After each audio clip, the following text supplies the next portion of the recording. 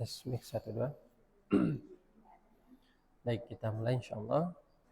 Bismillah, assalamualaikum warahmatullahi wabarakatuh. Alhamdulillahi ala ihsanihi wa syukru lahu ala taufiqihi wa amtinanihi. Asyhadu an la ilaha illallah wahdahu la syarika lah ta'ziman li sya'nih wa asyhadu anna Muhammadan abduhu wa rasuluhu ad-da'i ila ridwanih.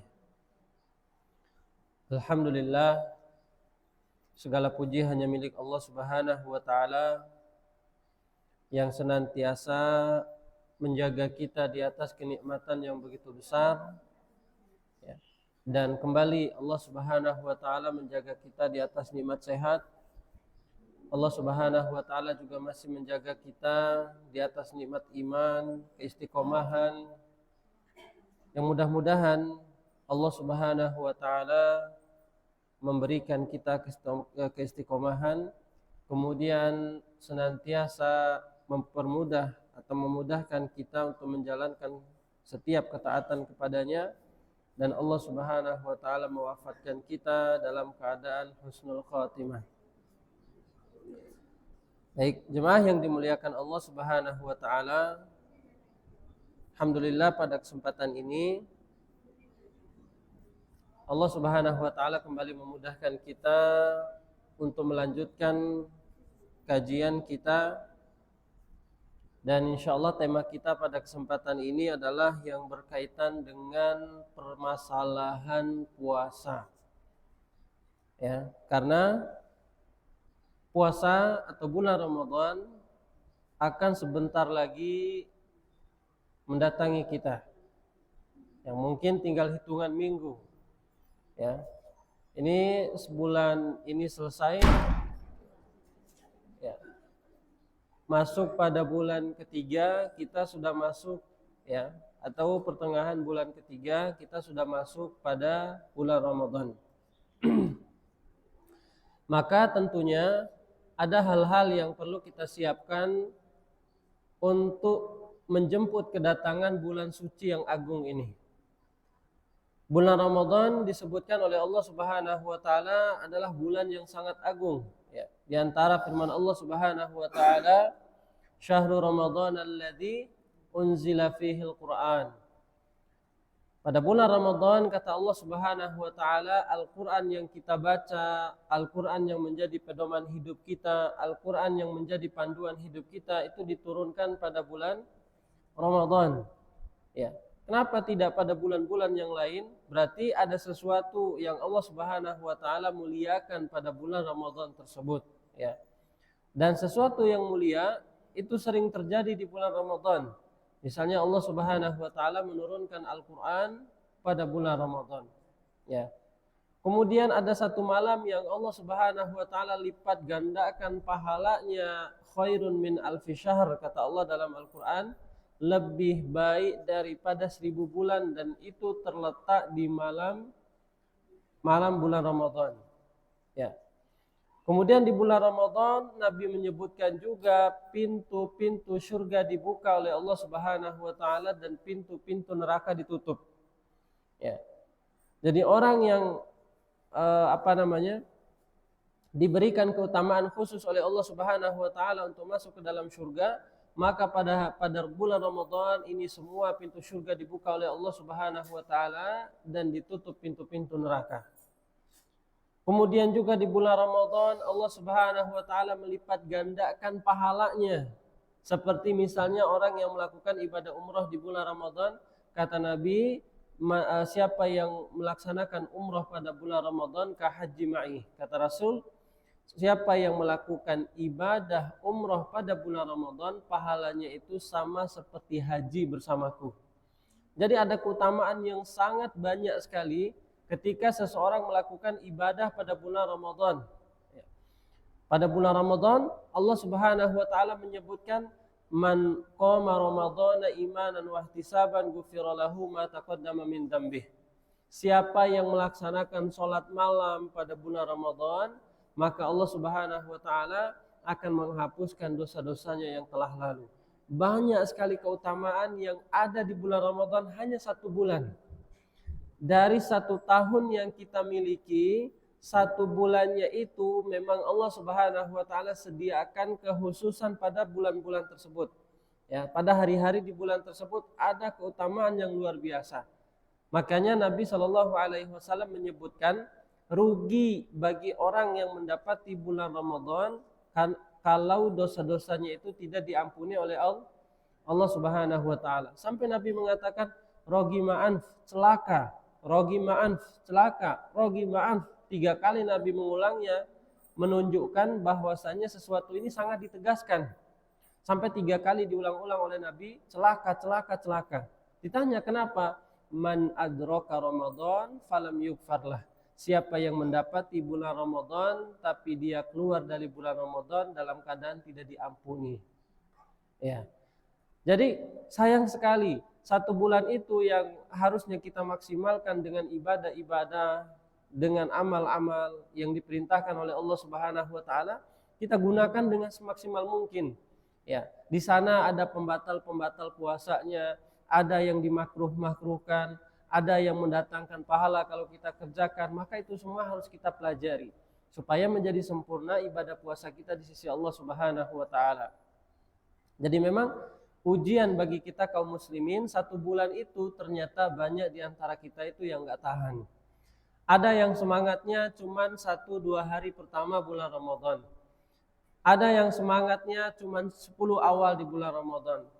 Ya, habis 10 kedua itu udah nggak kelihatan lagi tarawih di masjid. Ya, biasanya hari pertama, hari kedua masjid penuh. Ya. Kemudian hari ketiga, hari keempat sampai hari pertengahan itu udah kembali lagi seperti semula. Ya. Nah ini menunjukkan ujian besar bagi seorang mukmin itu ketika dia istiqomah. Jadi bukan hanya saja semangat di awal, tapi bagaimana dia menutup bulan Ramadan itu dengan tutupan yang bagus sekali. Makanya ada yang namanya perintah iktikaf juga pada bulan Ramadan sebagai penutup daripada bulan tersebut dengan memperbanyak ibadah kepada Allah Subhanahu wa taala. Baik, apa yang harus kita persiapkan? Yang pertama adalah dengan memperbanyak taubat dan istighfar kepada Allah Subhanahu wa taala. Karena hendaklah untuk menjemput bulan yang suci dan agung ini, kita membersihkan diri kita. Kita mensucikan diri kita dari berbagai macam bentuk hal-hal yang bisa mendatangkan dosa. Semisal orang yang memiliki iri dengki dalam hatinya, maka dibuang. Ya. Orang yang memiliki sifat jahat dalam hatinya, maka dibuang. Ya, dia sucikan dirinya sebelum datang bulan Ramadan. Dan taubat ini jemaah yang dimuliakan Allah, jangan kita khususkan kepada bulan Ramadan saja. Taubat ini berlaku setiap waktu. Kapanpun kita melaksanakan atau melakukan kesalahan, atau kapanpun kita melakukan dosa kepada Allah Subhanahu wa taala, maka wajib bagi seorang mukmin untuk bertaubat. Tidak dikhususkan hanya untuk bulan Ramadan saja. Karena ada sebagian kaum muslimin, ntar aja deh saya taubatnya saat bulan Ramadan. Misalnya selama 1 tahun itu dia nggak pernah sholat, ntar aja deh saat Ramadan saya perbanyak sholatnya misalnya. Atau misalnya nggak pernah datang ke masjid untuk melaksanakan ibadah, nggak pernah melaksanakan sholat 5 waktu, dan dia mengatakan ntar aja deh saya tobatnya kalau udah mendekati bulan Ramadan. Nah ini kesalahan. Dan taubat itu kita menyucikan diri kita setiap hari. Ya. Selagi kita melakukan kesalahan, maka kita wajib bertaubat kepada Allah Subhanahu wa taala. Dan inilah yang dicontohkan oleh Nabi kita Shallallahu alaihi wasallam sebagaimana dalam hadis yang diriwayatkan oleh Imam Muslim. Apa kata Nabi? Ya ayuhan nas tubu ilallah, wahai manusia bertaubatlah kepada Allah.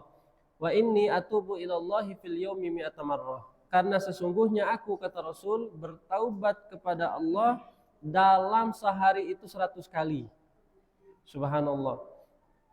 Ini Nabi kita yang dijamin oleh Allah Subhanahu wa taala surga, yang dijamin oleh Allah Subhanahu wa taala dosa-dosanya diampuni, Bersamaan dengan itu, Nabi juga memperbanyak taubat. Maka kewajiban bagi kita setiap kali kita melakukan kesalahan, setiap kali kita melakukan dosa, banyak baik itu kesalahan yang dilakukan mata, lisan, mungkin nggak sengaja ngomongin orang, maka dia beristighfar, astagfirullah, astagfirullah. Ya. Kemudian hal yang kedua yang harus dia persiapkan adalah sebelum masuknya bulan Ramadan, dia senantiasa memperbanyak doa. Senantiasa memperbanyak doa. Ini antara kita dengan Ramadan, ini tinggal menghitung minggu. Lebih kurang sekitar 4 atau 5 minggu kita akan masuk bulan Ramadan. Ya. Orang-orang soleh terdahulu, para salaf, mereka 1 tahun sebelum datangnya bulan Ramadan, mereka sudah berdoa. Allahumma balighna Ramadan. Wahai Allah, sampaikanlah kami pada bulan Ramadan. Karena mereka sangat berharap bisa beribadah di bulan Ramadan yang cuma 1 bulan. Dari 1 tahun itu mereka berharap bisa bertemu dengan bulan Ramadan. Karena keutamaan yang tadi kita sebutkan. Maka mereka meminta kepada Allah semoga mereka bisa sampai pada bulan Ramadan. Ya, jarak yang 1 tahun ini kan gak memungkinkan. Bisa jadi sebelum masuknya bulan Ramadan dia sudah meninggal. Makanya kita meminta kepada Allah dengan ikhlas, kemudian dengan hati yang tulus, supaya kita benar-benar bisa mendapatkan kenikmatan beribadah dalam bulan Ramadan. Ini kita dalam 3 minggu nih, 4 minggu, 5 minggu tidak ada yang menjamin apakah kita bisa sampai di bulan Ramadan. Ya, jangankan 4 minggu, 5 minggu yang masih lama, 2 atau 1 hari aja sebelum masuk bulan Ramadan tidak ada yang menjamin kita bisa mendapatkannya. Makanya kita diperintahkan untuk berdoa, banyak berdoa. Berdoa kepada Allah Subhanahu wa taala semoga kita bisa dipertemukan dengan bulan Ramadan. Ya, demi untuk mendapatkan keutamaan yang agung tadi. Kemudian yang kedua, berdoa kepada Allah semoga apa yang dilakukan di bulan Ramadan itu bisa diterima oleh Allah Subhanahu wa taala.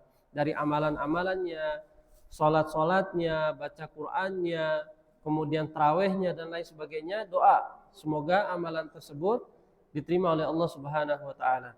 Kemudian doa yang ketiga adalah doa supaya Allah Subhanahu wa taala istiqomahkan untuk menjalankan ketaatan di bulan Ramadan. Ya. Karena sebab terbesar hati kita istiqomah itu adalah karena bantuan Allah. Maka tidak boleh kita menyandarkan keistiqomahan itu karena kekuatan kita pribadi, tidak. Karena betapa banyak orang yang memiliki badan besar secara fisik, kuat secara tenaga, tapi untuk berdiri sholat tarawih aja tuh nggak mampu. Karena apa?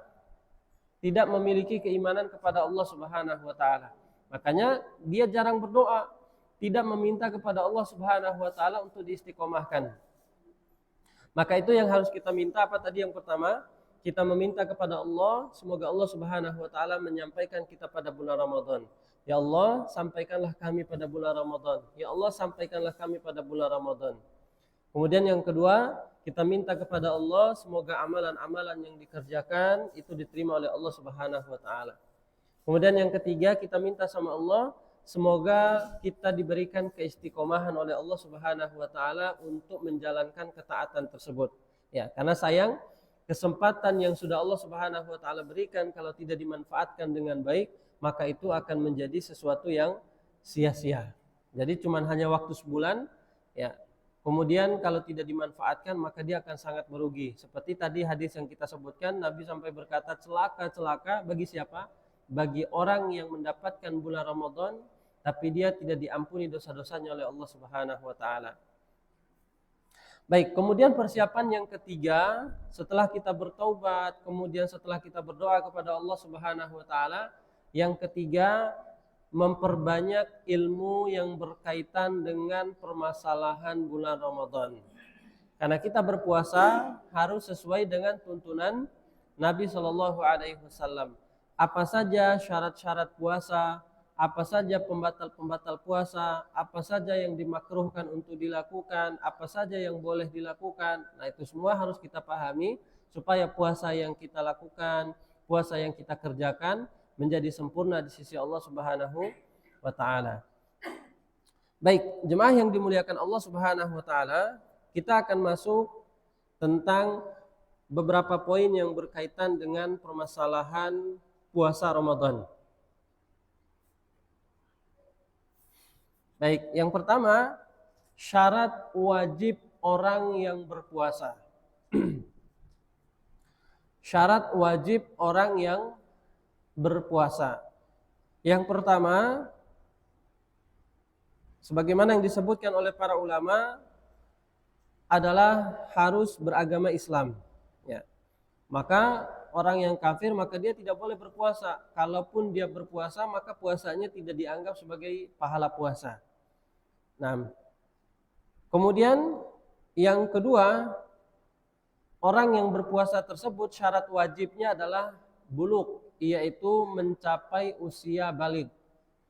Berarti anak yang masih di bawah umur, maka dia belum diwajibkan secara syar'i.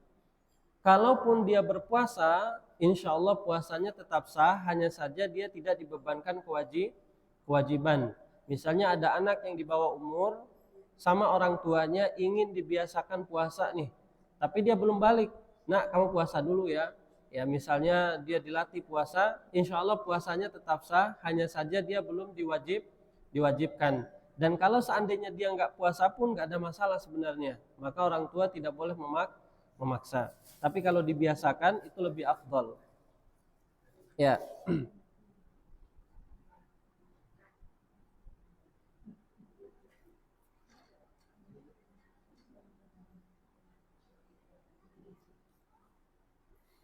Baik, kemudian syarat yang berikutnya adalah al-aqlu, orang yang berakal. Berarti kalau orang yang gila, dia tidak dibebankan kewajiban. Ya. Kalaupun dia puasa, berarti dia tidak sah puasanya. Nah.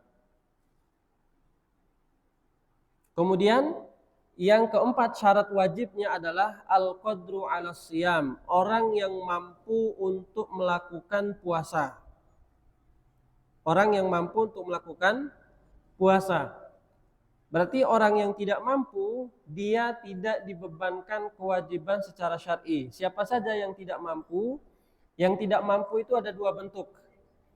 Yang pertama, yang tidak mampu secara syar'i.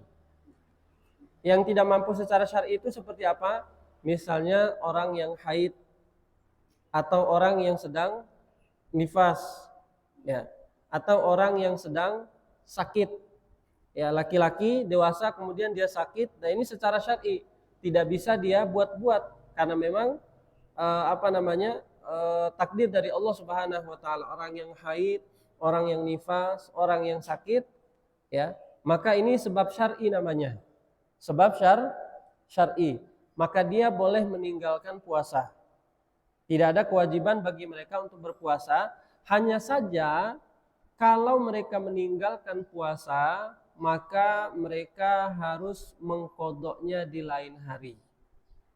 Ini yang terjadi karena sebab syar'i. Seperti tadi sakit, laki-laki dewasa, asalnya dia mampu, tapi karena sebab sakit yang dia tidak harapkan itu sakit, maka dia boleh meninggalkan. Makanya dalam surat Al-Baqarah Allah Subhanahu wa taala menyebutkan, "Faman kana minkum maridhan", siapa di antara kalian yang sakit, au ala safarin, atau dalam keadaan dia sedang safar, fa'iddatun min ayyamin ukhar, maka wajib bagi dia untuk mengganti puasanya di hari yang lain. Nah, jadi yang pertama tadi sebab apa? Sebab syar'i. Sebab syar'i itu seperti orang yang sakit, kemudian wanita yang haid, kemudian wanita yang sedang nifas, atau orang yang sedang safar. Nah, ini mereka namanya sebab syar'i. Boleh bagi mereka untuk meninggalkan puasa. Ya, karena sebab larangan Allah Subhanahu wa taala pada bulan Ramadan itu tidak boleh bagi seseorang makan dan minum dengan sengaja. Berarti orang yang meninggalkan ini ada sebabnya. Yang pertama apa tadi? Wanita yang haid. Nah, pada saat dia haidnya datang, maka bagi dia boleh meninggalkan puasa. Misalnya dia 7 hari, berarti nanti diganti di bulan-bulan yang lain. Ya, diganti kapan saja dalam waktu setahun itu, dia bebas memilih harinya untuk mengganti. Lebih cepat, lebih baik. Ya. Kalau misalnya menundanya sampai mau mendekati Ramadan, bagaimana hukumnya? Kata Ibnu Hajar, tidak boleh. Jangan wala yajuzu ta'khiru qada'aha ila akhir Ramadan. Kata Ibnu Hajar, tidak boleh seseorang mengakhirkan waktu qada puasanya sampai mendekati bulan Ramadan berikutnya. Ya. Jadi sebaik-baiknya waktu adalah sepanjang tahun itu masa tidak ada waktu. Ya. Jadi satu tahun berapa hari semuanya?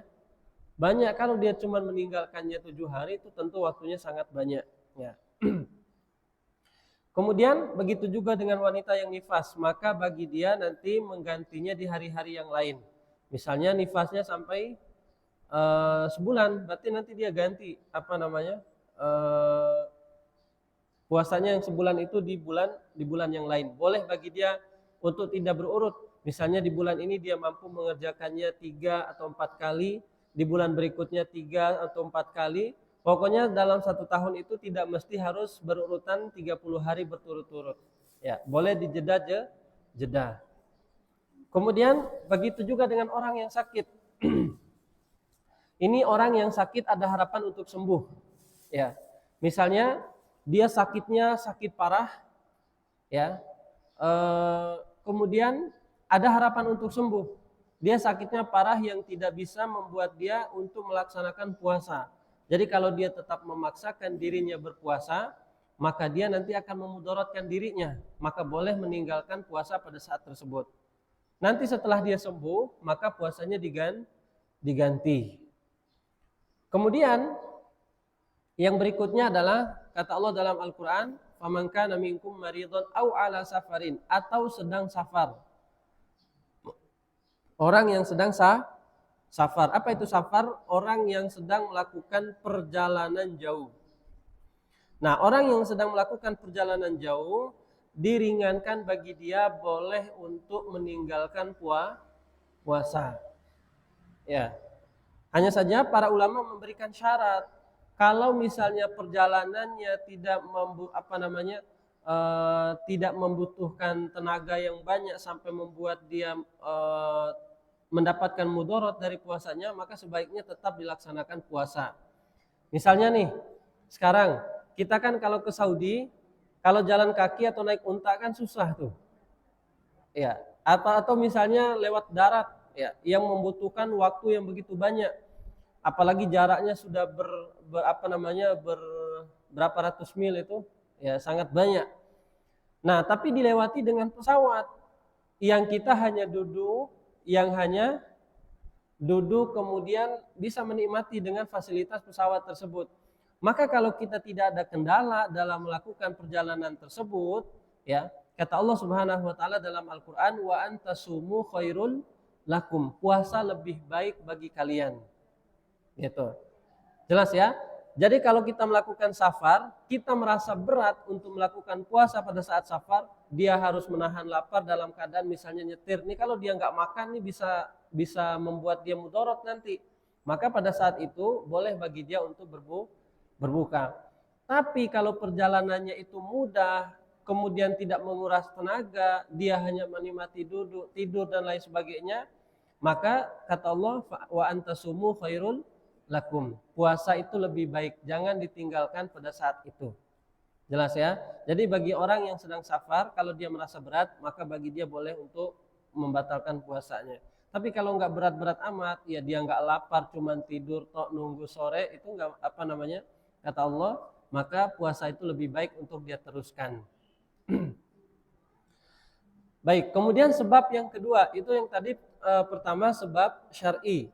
Yang kedua itu sebab hissi namanya, sebab yang memang faktor. Contoh misalnya orang yang sudah tua dan dia tidak bisa sama sekali lagi kalau dipaksa puasa udah nggak bisa. Ya, maksudnya di sini adalah orang yang sudah tua, renta, yang sudah tidak bisa lagi untuk berusaha beribadah. Kalau disuruh puasa malah nanti membahayakan gitu. Maka orang yang berpuasa, bagaimana cara dia mengganti? Maka menggantinya dengan fidyah.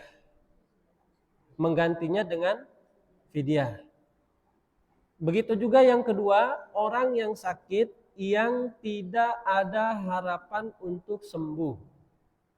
Kalau sakitnya tidak ada harapan untuk sembuh, maka kewajiban dia hanya membayar fidyah. Jadi orang yang sudah tua renta, kemudian yang kedua sakit, tidak ada harapan untuk sembuh, maka bagi mereka ini adalah membayar fidyah. Apa itu fidyah? Fidyah itu adalah berupa makanan yang diberikan kepada orang miskin. Bagaimana cara membayarnya? Cara membayarnya seperti yang pertama, seperti yang dicontohkan oleh Anas bin Malik. Beliau ini adalah sahabat Nabi Shallallahu Alaihi Wasallam yang umurnya didoakan oleh Nabi Shallallahu Alaihi Wasallam panjang. Umur beliau itu sampai ratusan tahun, 100 lebih berapa tahun, sudah sangat tua sekali pada saat itu. Ya, kemudian dia sudah nggak bisa puasa ketika masuk bulan Ramadan, dia sudah tidak bisa berpuasa. Nah, salah satu cara kita membayar fidyah adalah seperti yang dilakukan oleh sahabat Nabi Anas bin Malik. Dia tidak berpuasa selama 30 hari dan pada saat itu dia menunggu sampai selesai puasa. Ya, misalnya puasa 29 hari. Berarti dia mengumpulkan 29 orang miskin, dikumpulkan di rumahnya makan bareng-bareng. Itu cara yang pertama. Kemudian cara yang kedua kata para ulama, setiap hari bisa didistribusikan. Misalnya setiap hari dia panggil orang miskin, kasih makan satu orang miskin. Besoknya nggak puasa lagi, dia kasih lagi orang miskin. Besok lagi dia kasih lagi sampai dengan selesai puasa, setiap hari dia kasih satu orang miskin. Itu cara yang kedua. Jadi boleh bagi dia sekaligus mengumpulkan berapa hari dia meninggalkan puasa itu, sebanyak itu juga dia kasih makanan. Kemudian yang kedua dengan cara setiap hari dia kasih memberikan makanan kepada orang miskin tersebut. Nah ini nggak boleh bagi orang yang sakit doang. Kalau ada harapan untuk sembuh nggak boleh dia begitu, nggak boleh bayar fidyah. Dia wajib qadha kalau ada harapan untuk sembuh. Begitu juga dengan orang tua tadi, maka dia cukup membayar fidyah. Nah kemudian tinggal kasus yang ketiga nih. Orang yang hamil dan menyusui. Orang yang hamil dan menyusui. Kalau tadi jelas orang yang haid, nifas, dia di waktu-waktu tertentu. Ini kadang orang hamil setiap tahun. Tiap tahun hamil, nggak ada kesempatan bagi dia untuk berpuasa. Jadi kalau dia paksakan berpuasa, kasihan anaknya nanti nggak terpenuhi gizinya dan lain sebagainya. Atau misalnya kalau dia berpuasa dalam keadaan dia hamil, khawatirnya dia tidak memiliki gizi yang cukup. Kan biasanya banyak kemudaratannya. Maka di sini para ulama membagi kondisi mereka. Kalau orang yang hamil tersebut, kalau dia berpuasa itu tidak memudaratkan janinnya, maka tidak apa-apa untuk dia berpuasa dalam keadaan dia hamil. Ya. Karena mereka ini dilarang bukan karena yang pertama sakit atau yang kedua karena haid dan nifas, enggak, hanya karena khawatir memudaratkan janinnya. Begitu juga dengan orang yang menyusui karena khawatir memudaratkan bayinya. Kalau tidak memudaratkan, maka silakan bagi dia berpuasa. Karena yang tahu kondisi itu adalah masing-masing daripada ibu tersebut. Dia merasa, aduh, saya kalau puasa nggak kuat, ya. Kemudian saya kalau berpuasa nanti saya lemas kalau nanti anaknya menyusui atau misalnya tidak ada asupan makanan, gitu. Tapi kalau kondisi yang kedua, orang yang sangat lemas, dia dalam keadaan mengandung kemudian menyusui, dalam keadaan lemas, tidak mampu untuk berpuasa, maka bagi dia untuk makan pada bulan Ramadan. Ya. Lah, bagaimana nanti dengan kondisinya? Pendapat yang pertama, kalau orang tersebut tiap tahun hamil, maka cukup bagi dia untuk membayar fidyah. Ya. Tiap tahun hamil, kata para ulama, yang pertama, kalau dia tiap tahun hamil, ya. Tahun pertama dia hamil, tahun kedua dia hamil, kan ada orang begitu. Tahun berikutnya juga hamil. Itu sampai bertahun-tahun, sampai misalnya 6 tahun berturut-turut. Kalau dia disuruh paksa ganti, kan nggak ada kesempatan. Maka pada saat itu boleh bagi dia hanya untuk membayar fidyah. Ya, dia bayar misalnya selama 30 hari 1 tahun tadi, dia cukup mengumpulkan 30 orang miskin atau 29 orang miskin lalu dikasih makan. tahun berikutnya begitu juga. Sampai dengan selesai dia udah nggak mengandung lagi, nggak menyusui lagi, maka pada saat itu boleh bagi dia untuk berpuasa dengan normal, gitu. Nah, kalau orang yang kuat tadi berarti nggak ada bayar fidyah, dia udah puasa. Orang yang kuat tadi, jadi dia kuat secara fisik, kalaupun dia puasa itu nggak memudaratkan janin, nggak memudaratkan bayinya, maka dia berpuasa nggak ada kewajiban mengganti berarti, nggak ada qadha, nggak ada fidyah karena dia sudah berpuasa. Baik, nah itu tadi 4 syarat. Yang pertama Islam, kemudian yang kedua orang yang sudah balik, kemudian yang ketiga orang yang berakal, berarti orang gila tidak dihitung sebagai puasa yang sah, ya. Kemudian yang keempat mampu untuk melakukan puasa, dan mampu ini tadi kita rinci, ada orang yang mampunya karena sebab syar'i misalnya sakit. Kemudian yang kedua sebab hissi yang memang sudah faktor, ya, misalnya seperti usia dan sakit tidak ada harapan untuk sembuh. Kalau dia sakit ada harapan untuk sembuh, maka dia wajib mengqadha, tidak boleh membayar fidyah. Atau begitu juga dengan orang yang haid dan nifas, maka dia wajib mengganti, nggak boleh dia bayar fidyah. Adapun orang yang sakit tidak ada harapan untuk sembuh, maka dia hanya boleh membayar fidyah. Karena nggak ada harapan lagi untuk dia sembuh, maka cukup bagi dia untuk membayar fidyah. Baik. Kemudian yang berikutnya jemaah yang dimuliakan Allah Subhanahu wa taala adalah wajib-wajib puasa. Nah, ini wajib puasa yang harus terpenuhi. Kalau tidak dipenuhi, maka puasanya dihitung sebagai sesuatu yang tidak sah.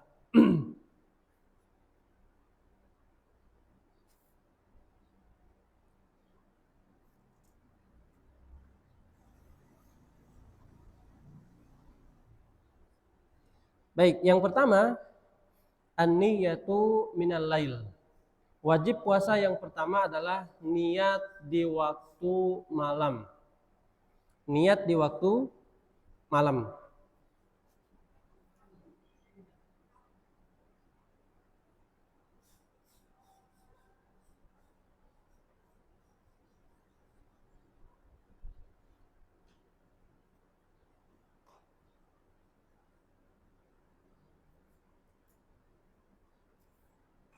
Baik, yang pertama adalah niat di waktu malam. Nah, niat ini jemaah yang dimuliakan Allah Subhanahu wa taala harus dimiliki setiap malam. Jadi ada pembahasan di antara para ulama tentang niat. Kalau niat dalam permasalahan puasa, dia harus memperbarui niatnya di setiap malam. Misalnya dia pengen puasa besok, maka dia harus berniat di malam. Besoknya lagi pengen puasa lagi, maka dia harus berniat lagi di malamnya besok. Dia pengen puasa lagi di keesokan harinya, maka dia perbarui lagi niatnya seperti itu. Ya. Dan sebagaimana disebutkan juga oleh para ulama, kalau dia niat satu niat langsung di awal untuk 30 hari, maka kata para ulama itu niatnya hanya untuk di hari yang pertama saja. Gitu. Karena ibadah Ramadan ini adalah ibadah yang terpisah di setiap harinya. Bisa jadi hari ini dia berpuasa, besoknya dia tidak berpuasa tuh.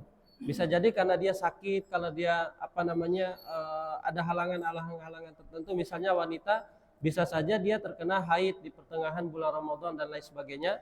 Makanya perlunya memperbarui niat di setiap malam.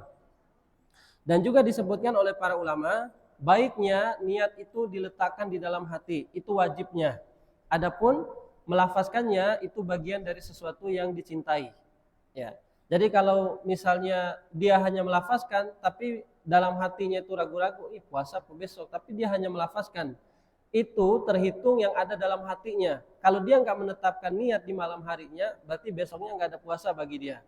Sebagaimana Nabi Shallallahu Alaihi Wasallam menyebutkan la siyama liman jama'u an-niyah. Tidak ada puasa bagi orang yang tidak mengumpulkan niat di malam harinya. Ini bagi seorang mukmin yang ketika dia hendak puasa di esok harinya, wajib bagi dia mengumpulkan niat di malam hari. Jadi jangan sampai saya besok puasa apa enggak ya, besok puasa. Akhirnya sampai besok tuh enggak ada niat yang dia kumpulkan, masih ragu-ragu. tetapi malamnya dia udah lafazkan niat tuh. Misalnya biasanya niat yang biasa kita lafazkan apa? Nawaitu sauma ghadin gitu. Dia udah lafazkan niatnya, tapi masih ragu-ragu dalam hatinya. Nah, yang terhitung itu adalah apa yang ada di dalam hati. Makanya wajibnya niat itu harus diletakkan di hati. Adapun melafazkannya itu bagian dari sesuatu yang dicintai saja. Ya. Nah, itu yang berkaitan dengan permasalahan niat, maka harus memperbarui niat di setiap malam. Kemudian wajib baginya meletakkan niat itu di dalam hati supaya tidak menimbulkan puasa yang ragu-ragu. Ada orang yang kemarin saya udah niat apa belum ya? Kemarin kayaknya saya ragu-ragu dan lain sebagainya. Maka yang perlu diperhatikan dari niat tersebut supaya niat amalan kita terhitung dengan amalan yang bagus, amalan yang sesuai dengan perbuatan kita, maka harus memperbarui niat tersebut. Sebagaimana Nabi Shallallahu Alaihi Wasallam menyebutkan dalam hadis, innamal a'malu binniyat. Sesungguhnya setiap amalan itu tergantung daripada niat. Jadi kalau nggak ada niat di malam harinya untuk berpuasa, berarti tidak dihitung daripada puasa tersebut. Sebagaimana hadis yang tadi kita sebutkan, kata Nabi, tidak ada puasa bagi orang yang tidak mengumpulkan niat di malam harinya. Baik. Kemudian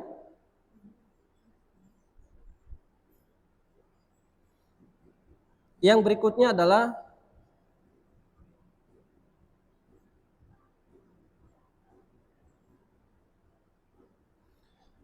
wal imsaku anil akli wasyurbi. Ya. Syarat yang berikutnya adalah atau kewajiban yang berikutnya adalah menahan lapar dan minum. Ya, dengan ini bagian daripada wajib puasa.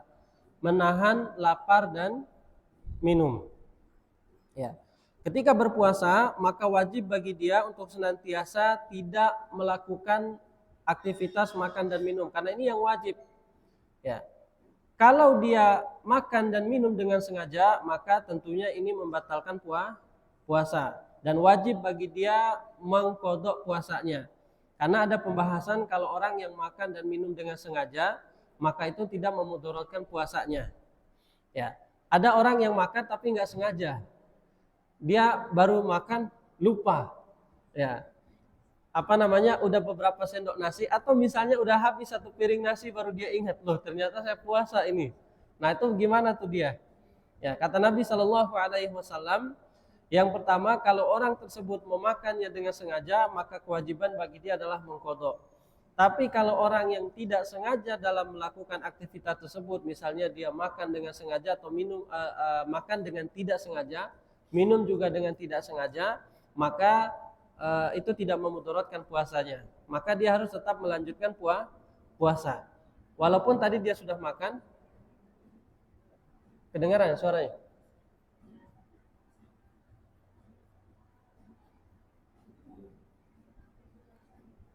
Ya.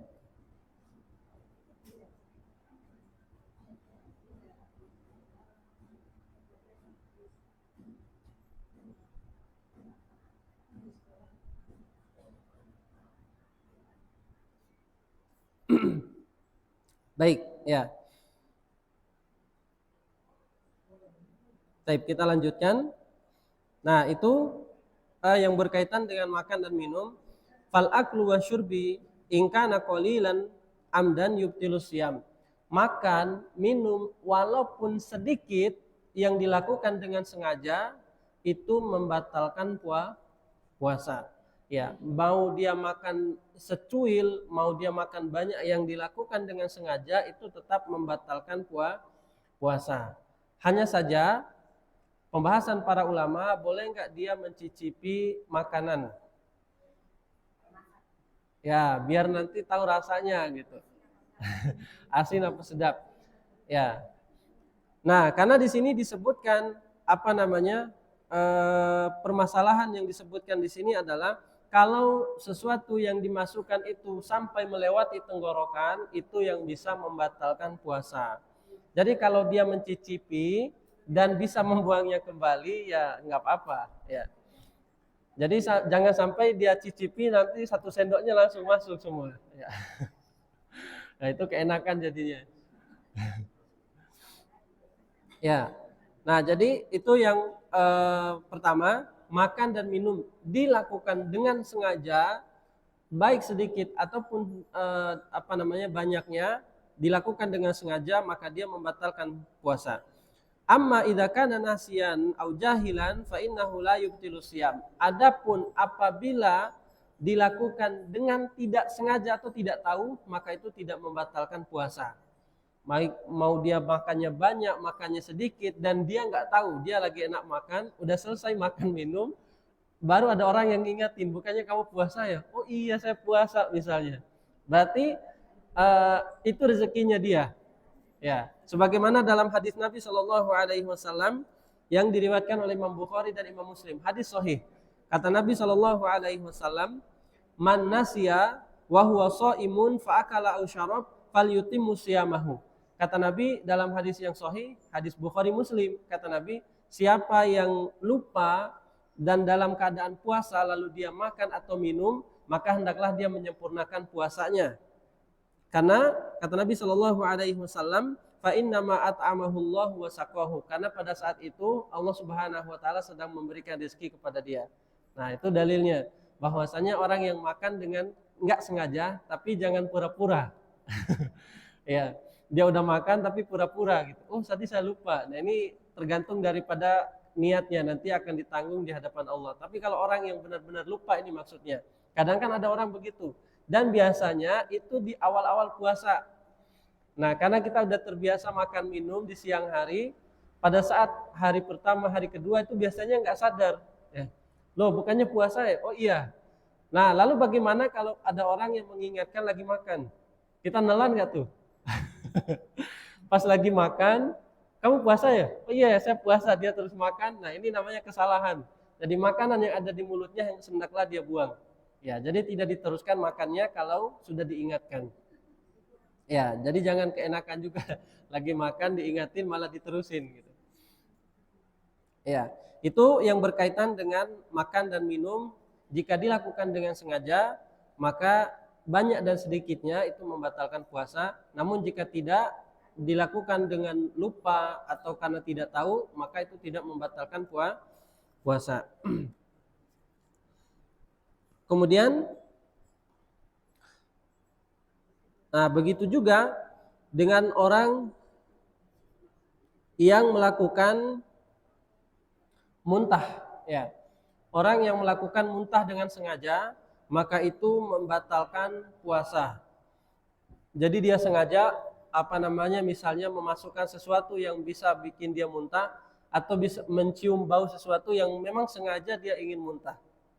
Ya.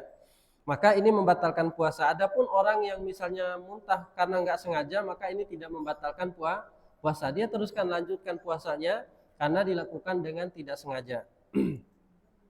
Ya. Nah, yang jadi pembahasan para ulama juga di sini adalah orang yang berwudu, kan perintahnya dia ada istinsyak namanya, memasukkan air di hidung, ya, atau di mulut. Ya. Orang yang sengaja memasukkan air banyak di hidung dan di mulutnya, kemudian dia menyisakan sedikit, ini termasuk membatalkan puasa. Ya, jadi tidak terlalu banyak memasukkan air di hidung dan di mulut supaya dia tidak melewati tenggorokan. Kalau melewati tenggorokan dan dilakukan dengan sengaja, ini yang menjadi pembahasan tadi, maka itu membatalkan puasa. Misalnya kita berwudu, dia sengaja memasukkan air, misalnya karena panasnya terik, dia sengaja memasukkan air, ada sisanya sedikit, ya, nggak ada yang tahu dia lagi minum, ya, dikiranya lagi wudu, ya, dia sisakan sedikit lalu dia telan. Ini bukan sesuatu yang boleh ditelan, jadi dibuang semuanya, ya. Begitu juga misalnya dia ketika memasukkan air di hidung, ya, jangan sampai ini terjadi karena ini membatalkan puasa secara halus, ya. Orang nggak tahu kan kalau orang lagi berwudu kan, kalau orang minum kan jelas tuh. Tapi kalau orang lagi berwudu nggak ada yang tahu ada sisa apa enggak. Nah ini kejujuran kita dengan Allah.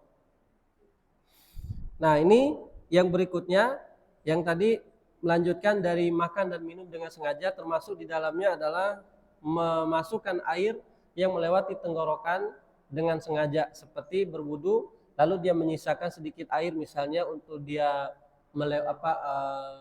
yang tadinya kering banget, akhirnya dia menyisakan air supaya tenggorokannya jadi lebih segar. Ini tidak boleh. Baik, kemudian yang berikutnya adalah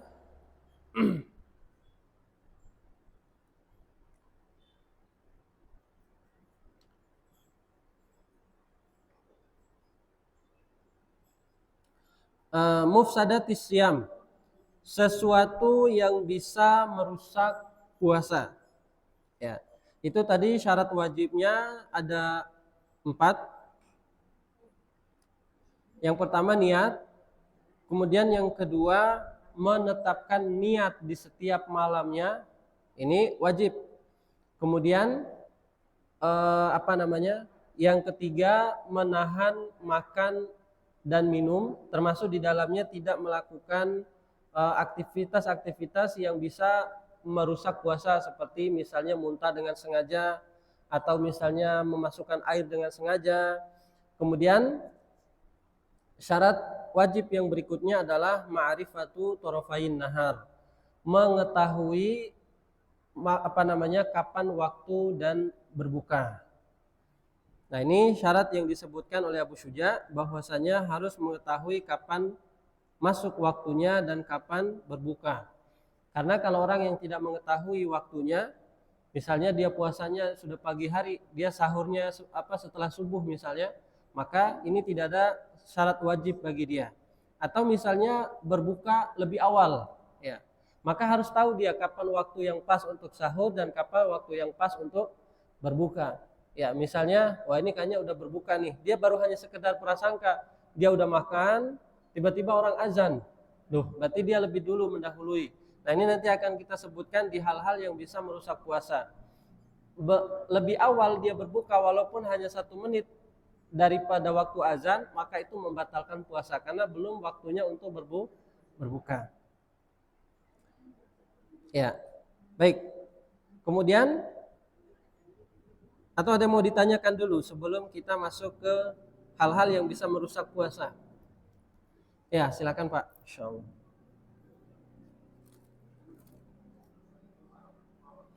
Waalaikumsalam warahmatullahi wabarakatuh.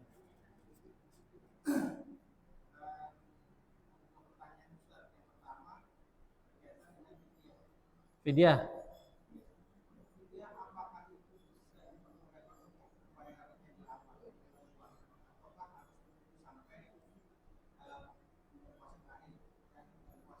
Ya.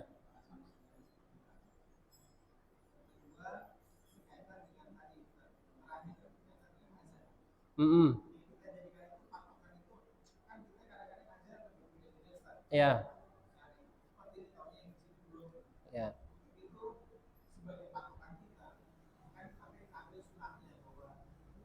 Menyegerakan, ya.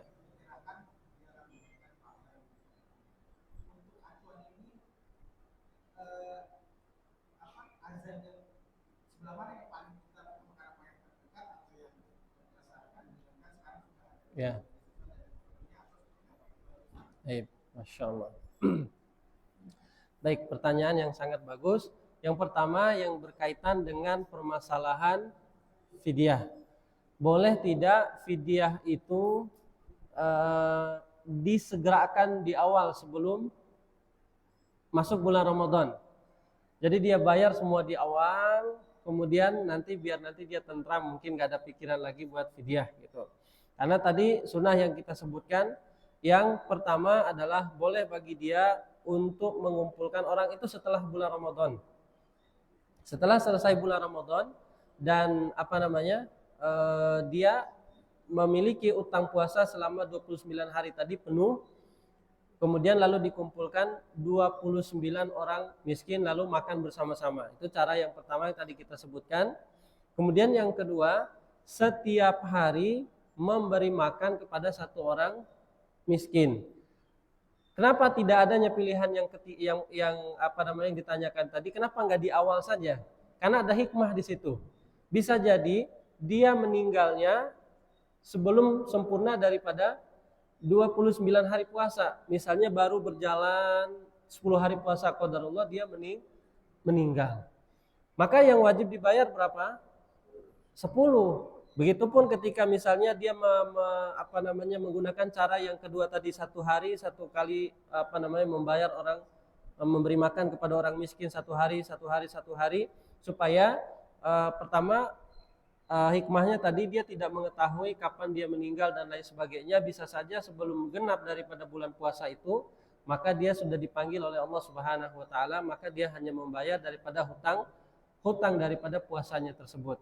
Makanya tidak disebutkan pilihan yang pertama, khawatirnya dia sudah bayar, malah sebelum waktu puasa sudah masuk dia sudah meninggal begitu. Jadi ada hikmah di situ, para ulama menyebutkannya.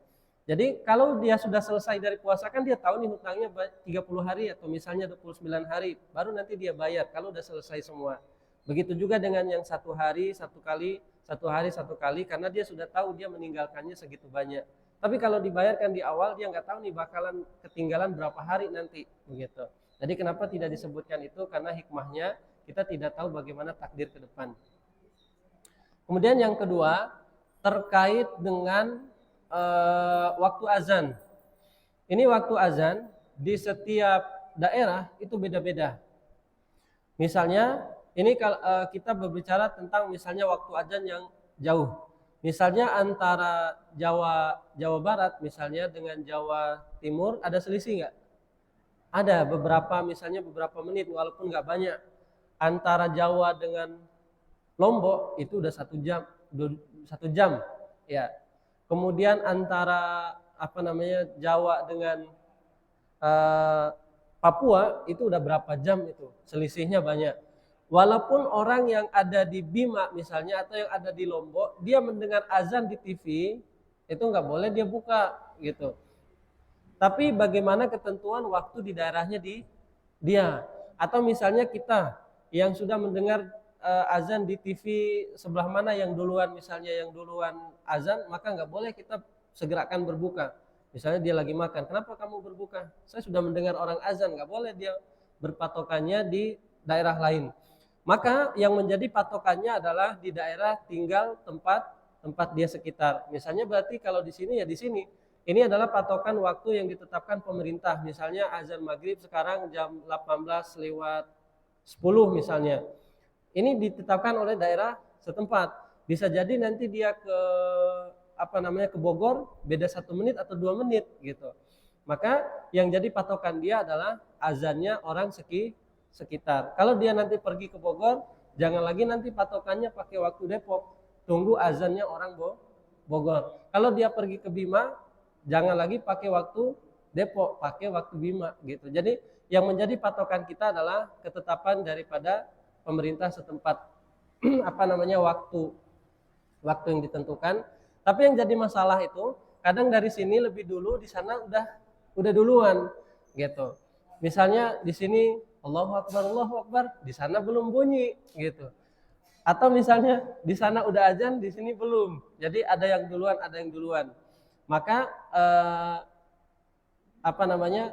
kalau kita mendengar daripada hal tersebut, wallahu taala alam, yang menjadi patokan adalah tempat di mana dia tinggal. Kalau misalnya di sana udah azan, berarti nggak masalah, itu menunjukkan sudah waktu maghrib. Jadi jangan duluan azan baru duluan buka baru azan. Tunggu masuk waktu azan dulu baru berbuka. Nah, jadi yang menjadi patokan adalah waktu yang di daerah tempat dia sekitar. Atau misalnya kita sekarang ada waktu sholat yang sudah dibuat oleh pemerintah. Yang mengatur waktu sholat itu siapa? Pemerintah. Bisa dilihat misalnya di beberapa aplikasi pemerintah tentang waktu sholat, kemudian waktu sahur, kemudian waktu berbuka, waktu imsak dan lain sebagainya. Hal itu sudah ada gambarannya dari pemerintah dan mereka yang lebih tahu tentang perubahan waktu. Karena waktu sholat, misalnya sekarang zuhur berapa? 12:08 misalnya, atau 12:10. Bisa jadi ada kalanya itu jadi 11:50 nanti. Dan itu siapa yang menentukan? Pemerintah. Nah, jadi kalau selama tidak berubah dari aturan pemerintah, maka itu yang kita pakai gitu. Baik, ada lagi? Ya, silakan Pak Haji. Ada mic?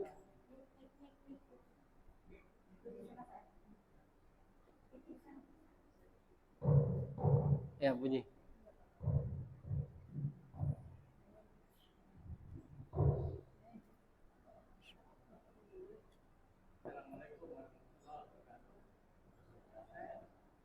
Waalaikumsalam.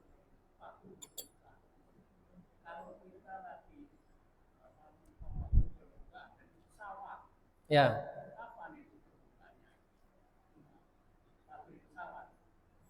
Waktu di pesawat, berarti kita mengikuti waktu yang telah ditetapkan, sesuai dengan apa namanya, negara-negara yang kita lewati.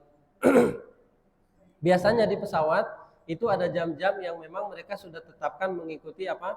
Mengikuti negara yang mereka lewati. Misalnya nanti ada pengumuman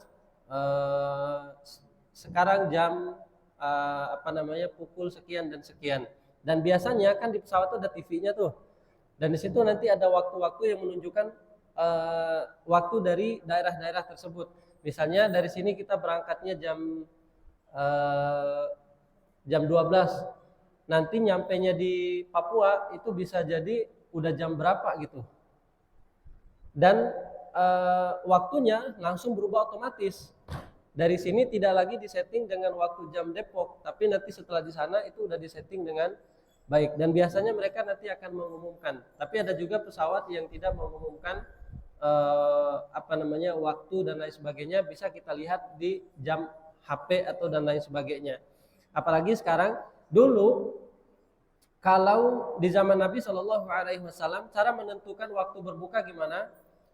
Matahari terbenam. Cara menentukan matahari apa namanya, waktu fajar, waktu subuh dengan melihat terbit apa namanya, fajar sodik namanya. Jadi zaman dulu itu tidak ada yang namanya waktu yang bisa dilihat. Nah, kalau misalnya kita benar-benar nggak bisa melihat ini udah buka apa belum nih, maka lihat kalau sudah matahari sudah tenggelam, maka kita sudah diperintahkan berbuka pada saat itu lewat melihat tanda alam.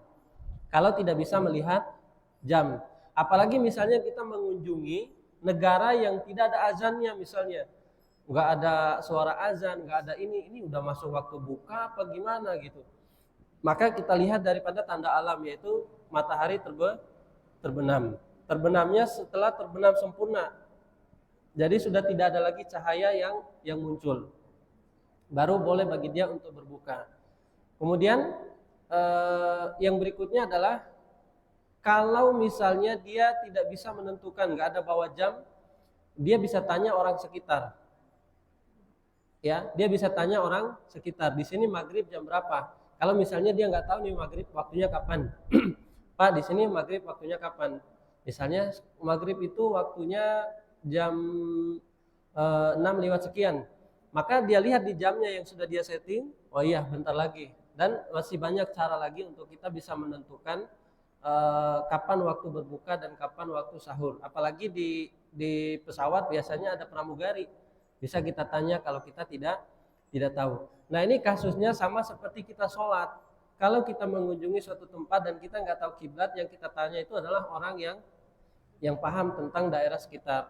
Maka kalau kita misalnya di pesawat, berarti bisa ditanyakan kepada pramugari, Mbak, waktu berbuka di sini, ini misalnya dia tahu ini negara yang sering dia lewati, dan tentunya pramugari sudah dibekali dengan hal itu.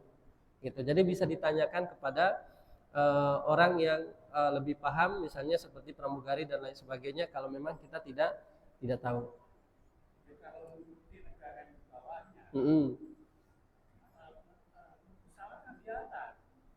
Ya. Ya, tadi kalau misalnya kita di bawah tuh, yang memang kita nggak bisa menentukan, kita sudah sampai di satu negara dan kita nggak bisa melihat apa namanya, waktu berbuka lewat jam, maka bisa menggunakan tanda alam. Ini kalau dalam keadaan kita tidak di pesawat. Tapi kalau di pesawat, maka kita nggak bisa nengok ke matahari juga. Misalnya kan biasanya dihalangi awan. Atau kemungkinan yang kedua, kita nengok keluar, matahari masih ada. Maka dalam keadaan ini, kasus ini kita bisa boleh menanyakan ke pramugarinya. Karena yang tahu tentang perubahan waktu, kemudian tahu tentang kondisi jalur yang dia lewati, dan pastinya dia sudah dibekali dengan hal itu, maka ditanyakan kepada pramugari atau pramugara yang ada di pesawat tersebut. Biasanya mereka sudah menyediakan akses itu juga. Gitu. Itu kalau di pesawat. Kalau di bis berarti gampang lah dengan melihat tanda alam tadi. Silakan Bu, ya.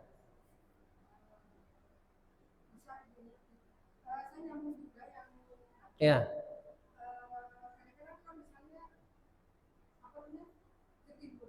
Ketiduran. Ya.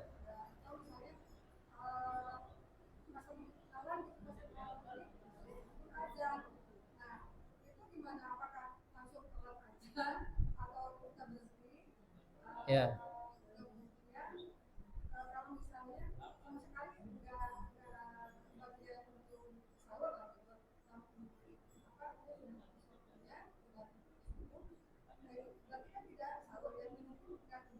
Kalau udah sahur, kalau udah azan. Ya. Ya.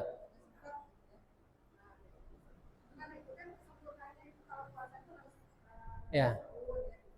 Baik, Masya Allah, pertanyaan yang bagus. Nah, ini nanti akan dibahas tentang hal-hal yang dibolehkan dalam puasa. Tapi akan kita sebutkan memang ada dalilnya. Seseorang yang sedang makan, kemudian dalam keadaan dia sedang azan nih, tiba-tiba Allahu Akbar, dan pastinya di setiap masjid itu dia udah memasang alarm. Biasanya dia teriak-teriak dulu marbotnya, sahur, sahur, dan juga waktunya imsak, imsak gitu. Dia pasti mengumumkan itu. Nah, tetapi dalam prakteknya kita tidak boleh membatasi makan dan minum pada saat orang bilang imsak. Masih ada waktu bagi kita untuk makan dan minum setelah orang pengumuman imsak itu sampai memang waktu azan. Terlarangnya makan dan minum itu setelah muazin mengumandangkan azan. Nah, pengumuman imsak itu hanya membatasi sebentar lagi itu akan dikumandangkan azan. Makanya pada saat itu banyak orang yang berhenti, khawatirnya bentar lagi azan gitu. Tapi yang jadi pembatasan, benar-benar pembatasannya makan dan minum itu adalah pada saat azan. Makanya dalam hadis Nabi itu, siapa yang makan sahur kemudian dia mendengar azan, maka hendaklah dia menghabiskan apa yang dimakannya. Ya, jadi bukan yang ada di piringnya yang dihabiskan. Iya, jadi yang ada misalnya dia lagi ngunyah, tiba-tiba orang azan. Berarti dia habiskan yang ada di itu. Boleh nggak dia minum? Nggak boleh.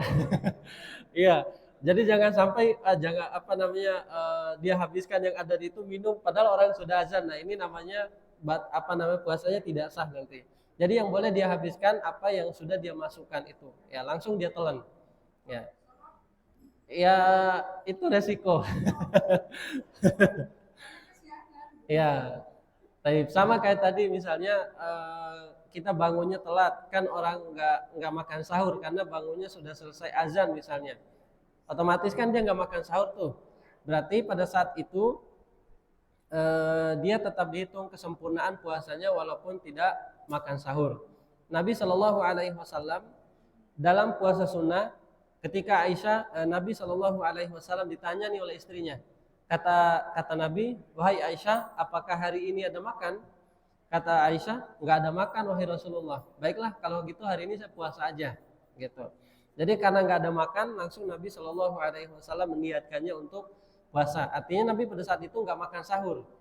Jadi tetap dihitung kesempurnaan puasanya. Itu kan bukan karena faktor kesengajaan. Karena memang tidur itu adalah bagian dari seseorang diringankan ibadahnya.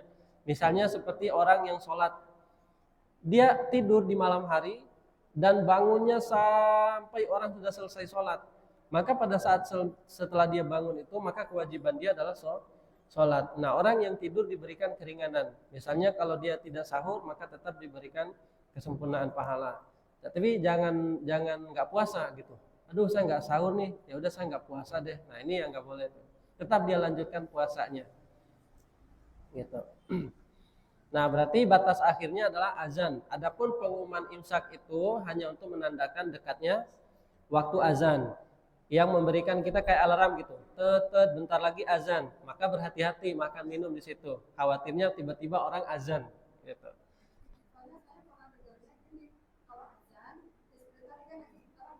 Ya. Ya.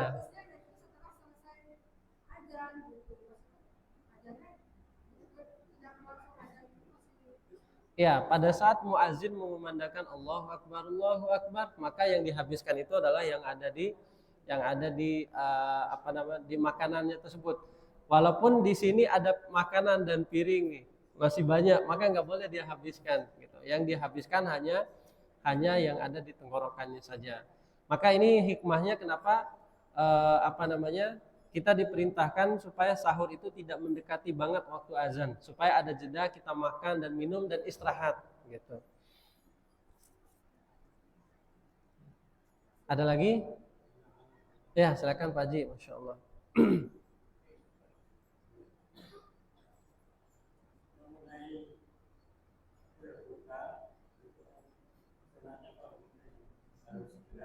Ya.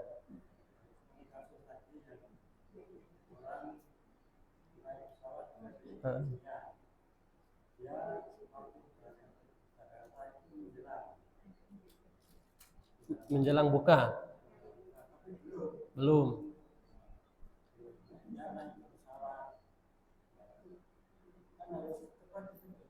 Hmm.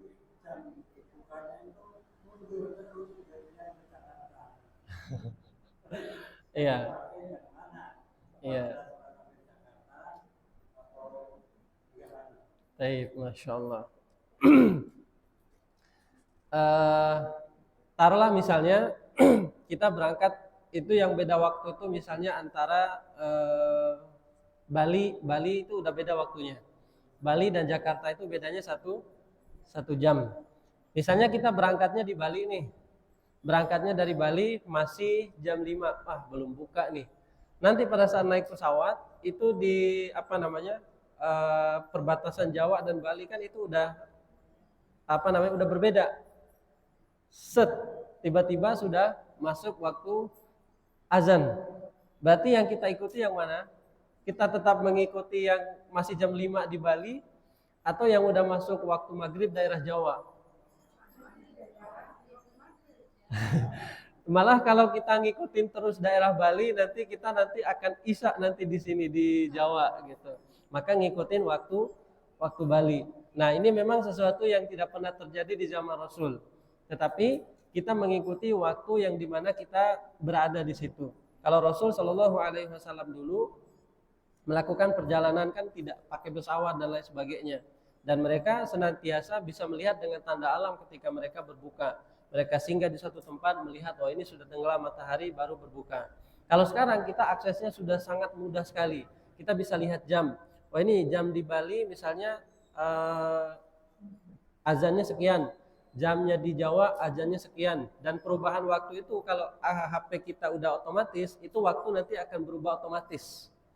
Jadi tidak, misalnya di Bali jam 5 nih, nanti di Jawa tidak jam 5 lagi, di Jawa itu udah langsung otomatis berubah waktunya. Kalau HP yang sekarang itu udah disetting begitu, itu dia langsung otomatis. Maka kita mengikuti waktu di mana tempat kita berada, gitu.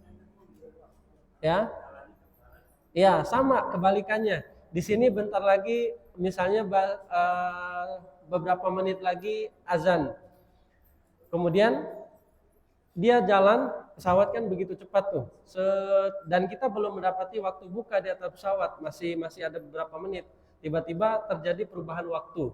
Yang harusnya di sini udah mau buka, ternyata masuk di Bali udah jam 5. Apakah kita mengikuti Jawa? Enggak, kita ngikutin Bali nanti gitu. Karena kita mengikuti di mana tempat kita berada gitu. Jadi tidak boleh dia berbuka di waktu Jawa walaupun di Jawa itu sudah masuk waktu maghrib, tapi di Bali belum, maka tidak boleh dia mengikuti waktu Jawa kalau dia sedang berada di waktu Bali tersebut, gitu. Kecuali memang di atas pesawat yang belum masuk zona perubahan waktunya dan sudah masuk waktu maghrib, maka dia berbuka pada saat itu.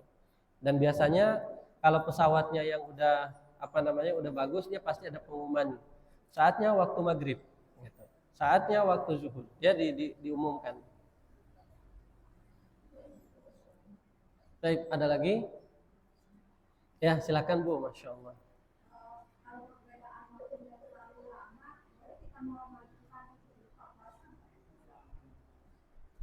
Perbedaan waktu yang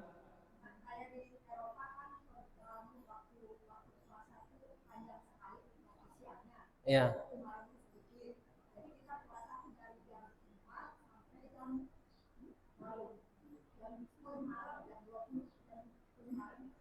Ya.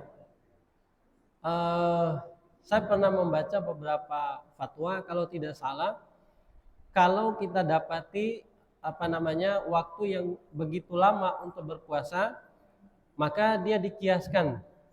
Maka dia dikiaskan dengan tempat kita berada. Misalnya di Indonesia ini kita waktunya 24 jam. Seharinya berapa jam? 12 jam. Misalnya kalau waktu di Eropa itu sehari itu dia sampai 18 jam, berarti dia cuma 12 jam puasanya. Tapi nanti saya coba cek lagi fatwa tersebut tentang waktu-waktu yang memang boleh kita kiaskan seperti itu. Karena ada hadis Nabi Shallallahu Alaihi Wasallam yang menyebutkan nanti di akhir zaman itu akan muncul Dajjal. Kemudian Dajjal itu menahan hari itu tidak ada malam. Semuanya siang terus sampai itu beberapa puluh hari, sampai 40 hari kalau tidak salah dalam hadis itu. Jadi nggak ada malam, siang terus karena ditahan sama Dajjal. Lalu Nabi ditanya oleh para sahabat, wahai Rasulullah, bagaimana ibadah pada saat itu?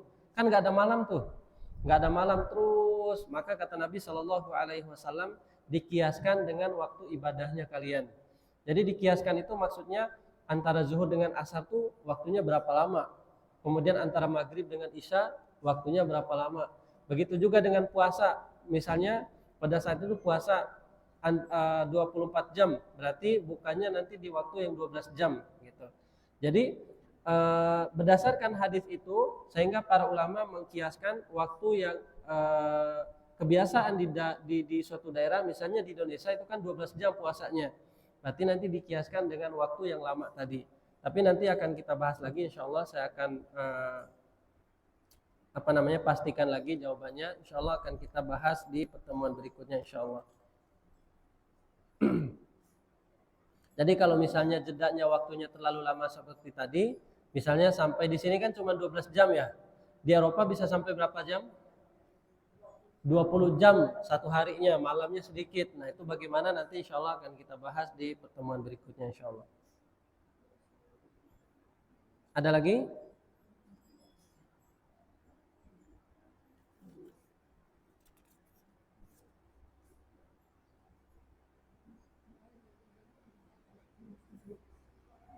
Baik, cukup ya? Apa lanjut? Lanjut. Baik, masih berapa menit lagi? Baik, kita akan sebutkan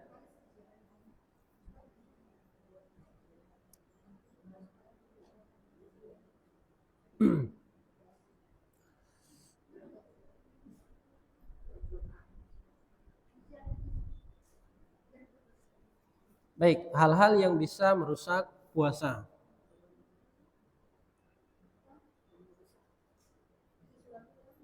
Hal-hal yang bisa merusak puasa. Yang merusak puasa ada beberapa hal yang disebutkan di sini.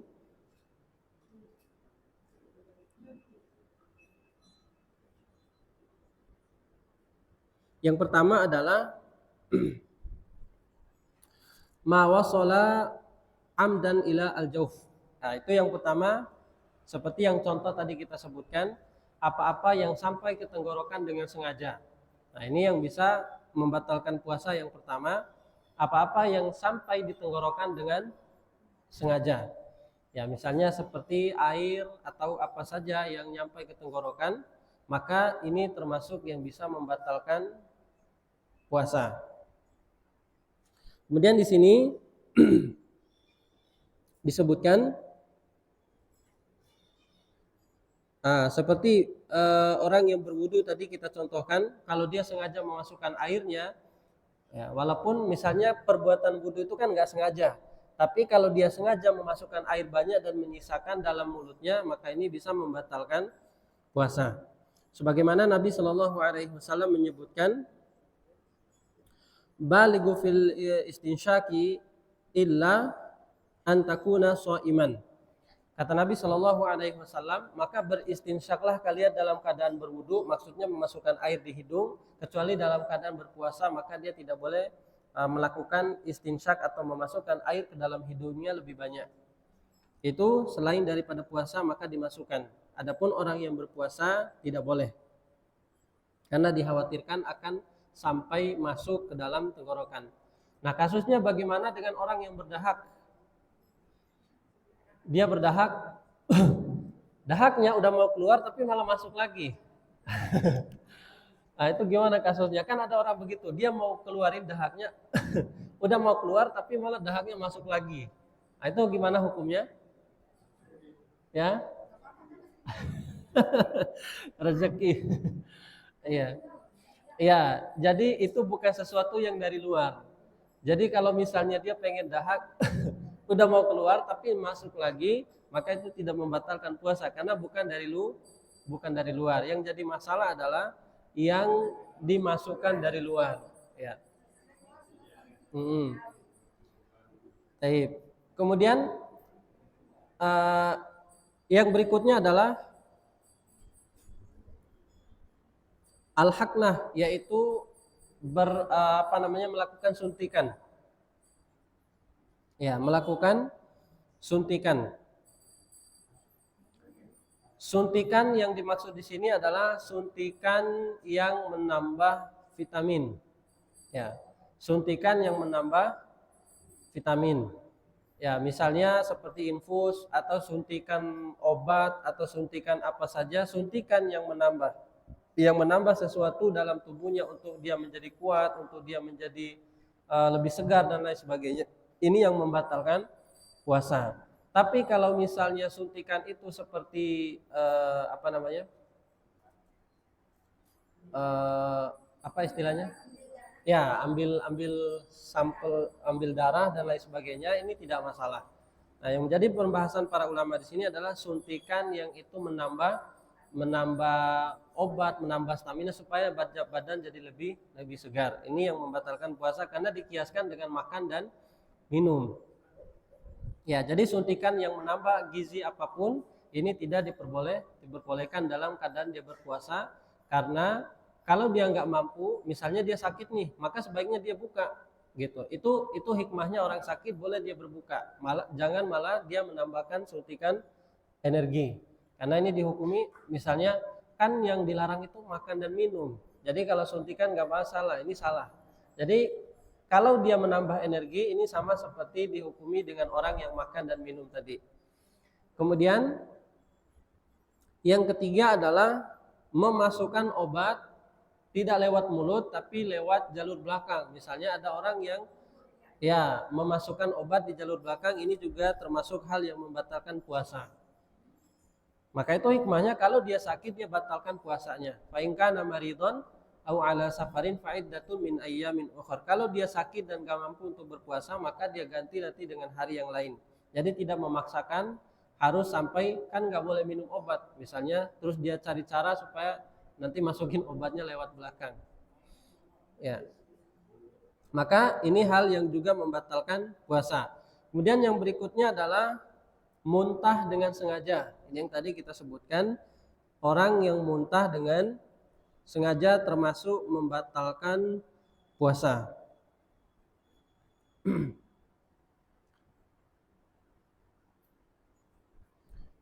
Kemudian yang berikutnya adalah sama seperti makan dan minum, orang yang melakukan jima juga dengan sengaja, maka dia termasuk membatalkan puasa juga. Bagaimana kalau dilakukan tanpa sengaja? Misalnya lupa bulan Ramadan, ya. maka ini dihukumi sama dengan seperti tadi lupa makan dan minum. Ya. Kemudian yang berikutnya adalah orang yang haid dan nifas. Jadi pada saat pertengahan bulan Ramadan, kemudian dia datang haidnya, maka dia membatalkan puasanya. Ya, jangan diteruskan puasanya kalau haidnya datang. Dan orang yang haid ini, jemaah yang dimuliakan Allah Subhanahu wa taala, kalau dia bersih dari haidnya, misalnya dia bersihnya malam nih, hari ini sudah bersih, kemudian besoknya apakah dia berpuasa atau tidak? Nah, besoknya berpuasa. Begitu juga dengan para ulama menyebutkan, misalnya nih, si wanita bersihnya habis asar, sehingga udah nggak ada lagi darahnya yang datang habis asar, maka sholatnya yang tadi ketinggal antara asar dan zuhur itu dikodok sekalian. Begitu juga kalau dia bersihnya isya misalnya udah nggak ada datang lagi, maghrib itu dan isya itu dikodok sekalian. Jadi semua ibadah yang dia bersih di hari itu maka dia dikodok untuk sholatnya. Begitu juga kalau dia bersihnya malam, berarti besoknya dia udah boleh berpuasa. Tapi kalau datang haidnya pada saat tengah bulan Ramadan, maka dia membatalkan puasanya. Kemudian yang berikutnya orang gila. Ya, tiba-tiba dia gila, maka ini sudah tidak dihitung puasa.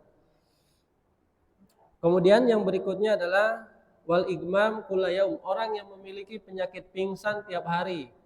Ya. Jadi ada orang yang begitu, dia pingsan tiap hari, maka dia termasuk orang yang diberikan keringanan untuk tidak berpuasa. Ya. Jadi setiap hari dia pingsan, maka hendaklah dia diberikan keringanan dalam syariat untuk tidak berpuasa.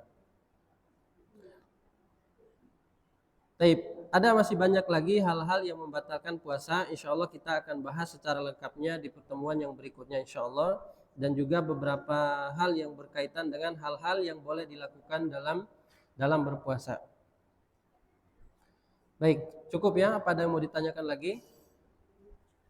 Terkait dengan beberapa poin yang tadi kita sebutkan, insya Allah nanti rincinya kita akan sebutkan di pertemuan berikutnya.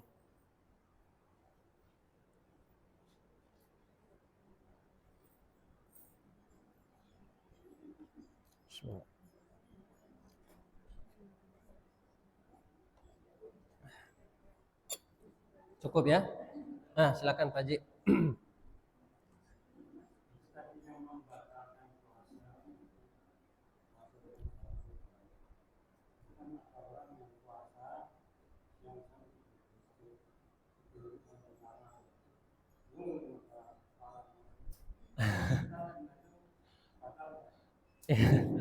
Jadi kalau lagi tidur, ya biasanya kan orang tidur suka mangap gitu. Tiba-tiba ada lalat masuk, kira-kira batal nggak puasanya?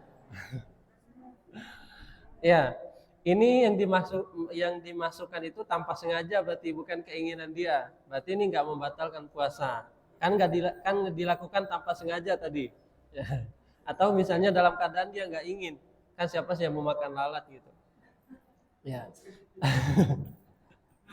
Ya, berarti kalau dia tidak sengaja atau lupa atau tidak tahu, maka ini termasuk yang diringankan. Jadi tidak membatalkan puasa pada saat itu. Tapi kalau kebanyakan tidur di bulan Ramadan ini makruh. Ya, apalagi bagaimana kalau hukumnya orang yang puasa tapi dia nggak sholat? Ada orang begitu, dia puasa tapi dia nggak sholat tuh. Sepanjang hari dia puasa tapi 5 waktunya nggak sholat. Nah, kata para ulama, orang seperti ini dia puasanya tetap sah, hanya saja dia berdosa. Jadi ibarat ngisi air ke keranjang bolong, gitu. Jadi dia dapat pahala, tapi di sisi lain dia berdosa, gitu. Dia puasanya tetap sah, hanya saja dia tidak mendapatkan pahala dari puasanya. Nah, sebaiknya memang digunakan kesempatan untuk ibadah, ngaji, kemudian sholat. Ya, kadang orang begitu. Habis sahur dari subuh tidur sampai nanti baru berbuka baru dia bangun. Ya, habis sahur saya tidur dulu, nanti bangunnya kapan? Menjelang berbuka. Mah udah buka belum? Ya, dia belum sholat zuhur, belum sholat asar, ya tiba-tiba bangun mau buka. Nah ini namanya puasa yang mengisi air di keranjang bolong. Jadi tidak ada pahala yang didapat. Baik, ada lagi? Insya Allah cukup ya. Baik, insya Allah kita akan sempurnakan pembahasan kita pada pertemuan berikutnya. Insya Allah kita akan masuk ke poin-poin hal-hal yang bisa merusak puasa dan juga beberapa contohnya dan juga hal-hal yang dicintai pada saat berpuasa dan juga hal-hal yang dimakruhkan. Dimakruhkan itu maksudnya dilakukan tidak membatalkan puasa tapi dimakruhkan, dibenci untuk dilakukan. Kalau tadi ada hal-hal yang membatalkan puasa, ada hal-hal yang dimakruhkan. Ketika dia melakukannya itu dibenci, mengurangi kesempurnaan pahala tapi tidak sampai membatalkan gitu maksudnya. Baik, kita tutup dengan doa kafaratul majelis. Subhanakallahumma bihamdika asyhadu an la ilaha illa anta astaghfiruka wa atubu ilaik. Wassalamualaikum warahmatullahi wabarakatuh.